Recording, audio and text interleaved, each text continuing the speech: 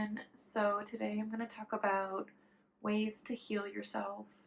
And this sounds very vague, but I hope you listen in to a few of the suggestions I make. Hopefully it helps in terms of your own healing process, and just stay tuned. So one of the things I would recommend to do is to actually feel your feelings. And this is probably one of the most important steps, but actually processing your emotions and letting yourself feel sad, feel mad, feel angry, feel upset, and letting those emotions out is a very healthy thing to do. So I would say that a lot of people tend to block these emotions. They tend to repress these emotions. They tend to distract themselves. I'm guilty of this too. For example, like if I'm out in public, and I feel like crying, I'm gonna most likely not do it in public, and then I have to like stop myself from crying. And I mean, I have a Cancer moon. I can cry pretty easily, so it's just like, okay, I have to stop myself in public in certain cases, and sometimes I do cry, and who cares? But it's just when we do that though to a very full extent, and we don't actually take the time for ourselves to actually cry out if we're feeling sad, or like scream into a pillow if we're feeling angry, then we're not really expressing ourselves, and we're not really letting our emotions out, and this can be very unhealthy. So just take it in mind that you should just let your emotions out. You should just feel what you're feeling.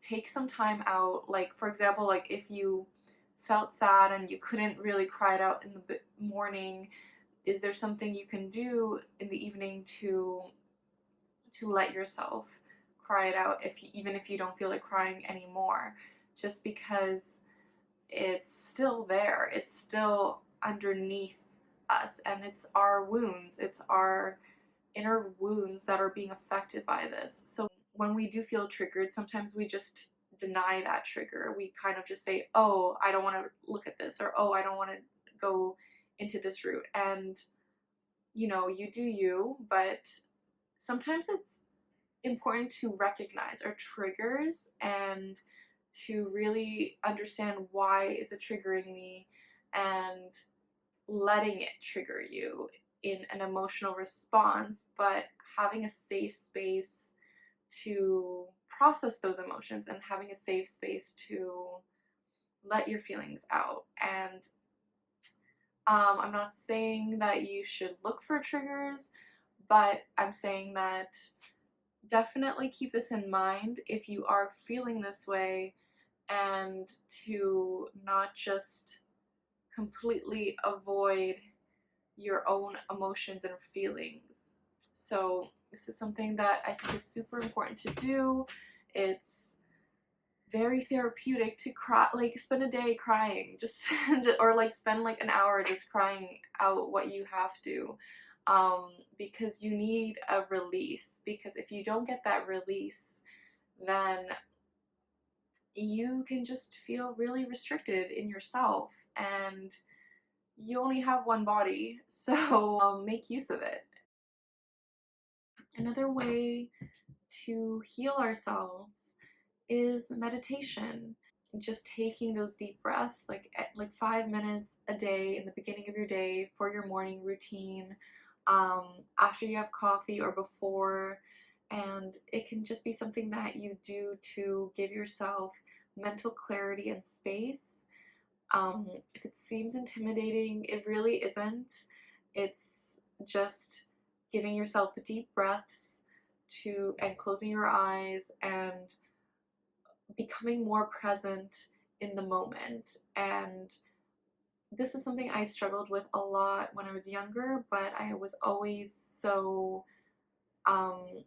I was always anticipating the future, and I wasn't really looking at appreciating what is in the present moment.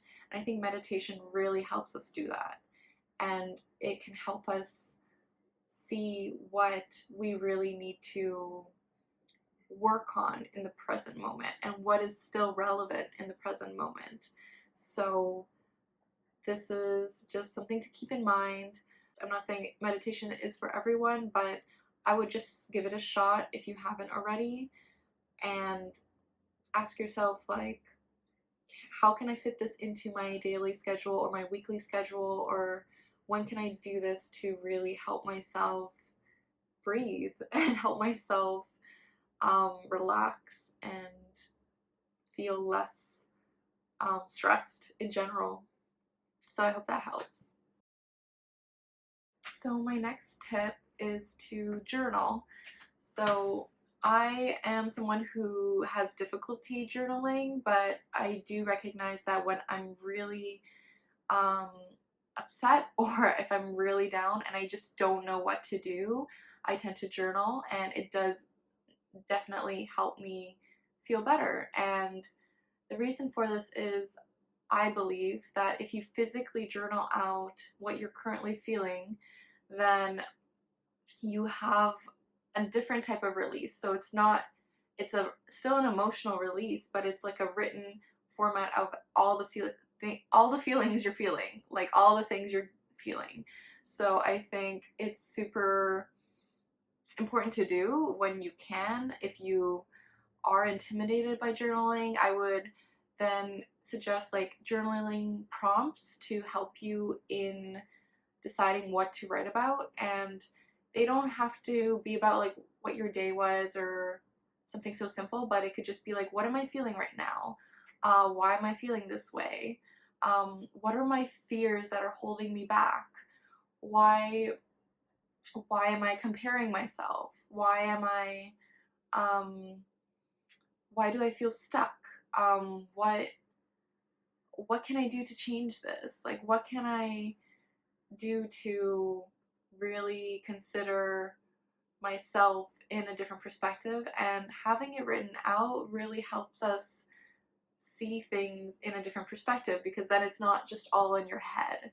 And by asking yourself those questions and visualizing it in a written format, we get to then see um, and process our emotions in a different way.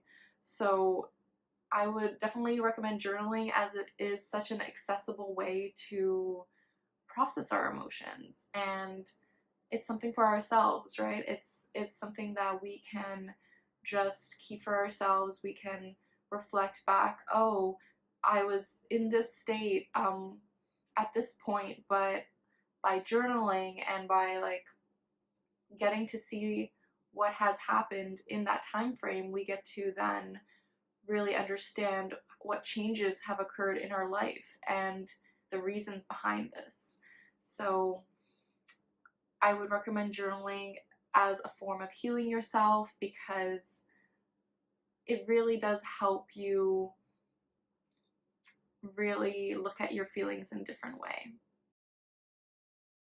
So my next tip is to talk to your childhood self. And this is a method that a lot of counselors and therapists use to help us understand our childhood wounds. But essentially, if you do not have access to a counselor and you don't have access to a therapist, I think it's super important to understand our relationship to our childhood self. And I can make another video on this, a more in-depth video. If you are interested in that, let me know in the comments below. But essentially, when we talk to our childhood self, picture yourself standing next to your childhood self. And let's say you're 5 years old, and um, really visualize, like close your eyes, visualize you talking to your 5-year-old self. And are you still talking in the same way as you are to yourself now? Like, would you talk to a 5-year-old in a critical voice? That's really something to consider, because whenever you find yourself like being critical on yourself or hard on yourself, ask yourself, like, would I be saying this to the 5-year-old me? Would I be saying this to the younger me who, like, and this is something so important to keep in mind, because we are still ourselves when we grow up. We are still ourselves, and sometimes we have to experience and understand all of the things that have happened to us in childhood kind of come back to us in adulthood in different forms and different ways, and different triggers that we might not recognize as something from our childhood. So keep in mind that it's okay um, to just talk to our childhood selves. And something that I could also suggest to do is to just write a letter to the 5-year-old you. Write a letter just being like, oh, I love you so much. Like, don't worry, things are going to be okay. Things are, like, you're doing so well. Don't worry, like, things are going to be great. And oftentimes when I was younger, I would kind of picture myself as someone who, I'm in my late 20s, so as someone in their late 20s who is in a happier place than where I was when I was a child. So I would say things are going to be so much better, things are going to get better. And this is something I said to my childhood self when I was a child. So kind of reflect back on what you could say to your childhood self, and what can you say to heal those childhood wounds and all the things you experienced and what you've learned from them, because this is something we have to deal with for the rest of our lives. And if we don't understand our childhood wounds, it's something that will come back to us in multiple ways. So really keep this in mind. I can make a more in-depth video if you are interested, so let me know. This will be my final tip. I'm going to do a series of how to heal yourself, and this is my final tip for this section, but is just to look at your relationship patterns and look at how you self-sabotage yourself, and understand what patterns you have that make life more difficult on yourself, and reflect on it and ask yourself, why am I doing this? Where did I learn this from? And oftentimes we learn this from our parents' relationship. Sometimes we then become very afraid of understanding what we should do in certain situations, or we kind of automatically go back to what our parents did. And we have to recognize that pattern so that we can just be like, no, maybe our parents' relationship wasn't that healthy, and we need to make sure our relationships are healthier, or our own patterns are healthier. Like, why am I self-sabotaging myself? Is it because I'm afraid of something? Usually it's a fear-based thing that we have, and that's something that we really need to keep in mind, because if we're afraid of something, ask yourself why you're afraid. For myself, like, I think I tend to self-sabotage myself when I am afraid another person is going to reject me. So I reject them first. And that's really an unhealthy thing to do. It kind of gives a really unrealistic expectation to do. So ask yourself why you're doing the things you're doing, and understand where the pattern first stemmed from, and how you can, and the first step of breaking the pattern is just recognizing it. And once you are able to recognize your patterns, then you are able to really step forth and be like, no, wait, there's a different way of doing things. I want to make sure I'm in a healthier relationship. I want to make sure I'm in a healthier relationship with myself, and I just want to succeed. Like, so really ask yourself What are the patterns? I can make a whole video on this, so let me know if you're interested in that. Let me know in the comments below, but yeah, I hope that helps. So if you liked that video, please like, comment, and subscribe. I would really appreciate it. I'm going to do a series of these videos, so let me know what you think. Thank you so much for watching. The universe has your back, and with peace and love, take care.